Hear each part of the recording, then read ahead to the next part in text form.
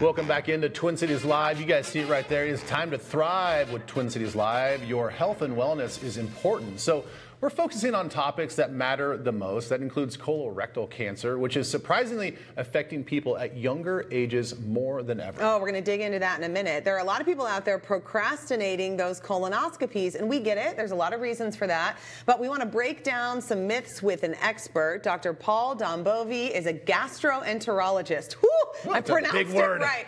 And MNGI's chief medical officer. Also, Ben Lieber's high school classmate. Woo! Look at you two. The pride of Vermillion. Go Tanagers, absolutely. Go Tanagers. How often did you get like, what's a Tanager?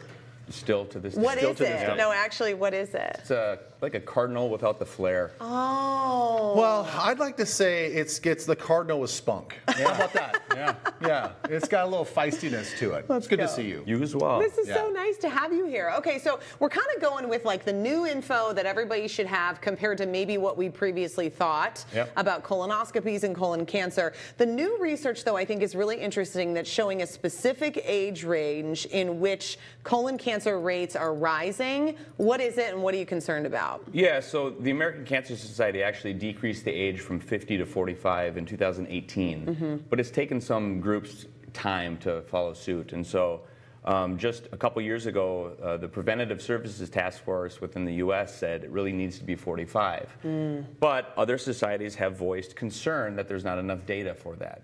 Well, recently, within the last month, some national information came looking at patients aged 46 to 49 and what's the rates of colon cancer. And it showed that the rates of more advanced colon cancer is actually rising in that age group, meaning earlier screening could potentially be preventing some of these cases. Wow. So do we know why? And are there certain maybe ethnic groups or people that maybe are more prone to it at an earlier age? Yes, we don't necessarily know why. We know diet and lifestyle could be playing a role. So excessive red meat consumption, smoking, obesity, those things do need to be addressed.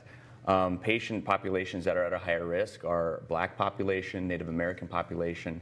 And to be honest, we're doing what we can to try to encourage screening in those demographics. Yeah, that's important. Yeah, but you guys at MG are doing things a little bit differently. I know a lot has changed. I mean, there's the whole process and how to get ready for the whole procedure and all that stuff. I know that we're going to get into that, but you guys have some really unique, devices and a really unique approach. What is that? Yeah, so we want to find these precancerous polyps. So people don't really understand why colonoscopy is not only a screening test, but a preventative test.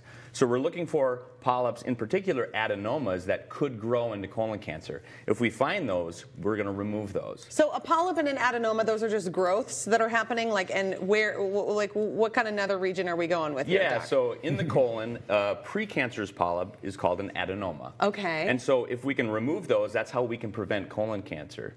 And so one of the devices that we actually recently implemented is a device from Medtronic called the GI Genius.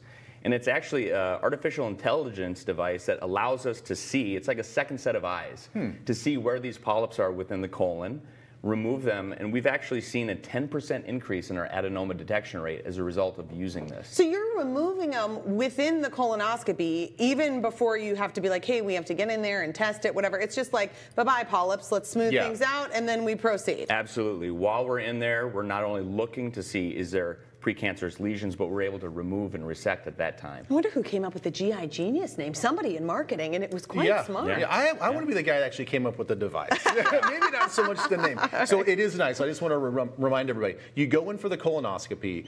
If they find something, there's not a separate appointment. No. All of that stuff outside of maybe something major. Correct. A lot of those polyps and adenomas can just be removed right then and there. You don't even know the difference. Correct. The vast majority can be taken care of at the time of service. But not everybody is doing this AI. So, I mean, not all colonoscopies are created equal at all different spots. So at MNGI, you're really looking at, like, this is what we do, this is what we specialize in, you want to come here specifically for that. Absolutely. Do you recommend, like, everybody seek you out, or particularly people with a family history? I just want to know who should think about more of a specialist in this arena. Absolutely. So the age decrease to 45 is for everybody. Okay. Everybody needs colon cancer screening. It affects men and women almost virtually the same. Patients with a family history, whether that be of colon cancer or colon polyps, do need to be seen earlier, and there are specific recommendations for that, but for the most part, it's everybody. Okay. Okay, let's get down and dirty here, Paul. Everybody talks about and thinks about colonoscopies, and they're a little apprehensive because the preparation, the procedure you've kind of already touched on. You said it's painless. You don't even know. You're under anesthesia. You go take a nice little nap and you wake up and you're totally fine. But the preparation, I've heard so many people like, oh, it's the worst part. Like I have to drink a gallon of this I pink, got to drink disgusting this stuff. and I got to drink that, and it's like, well, you know, what can you tell us about you guys' approach to the preparation? Yeah, so the prep, as you said, used to be a gallon of laxative. Yikes! Little bit to consume, but it's actually half that volume now. Okay.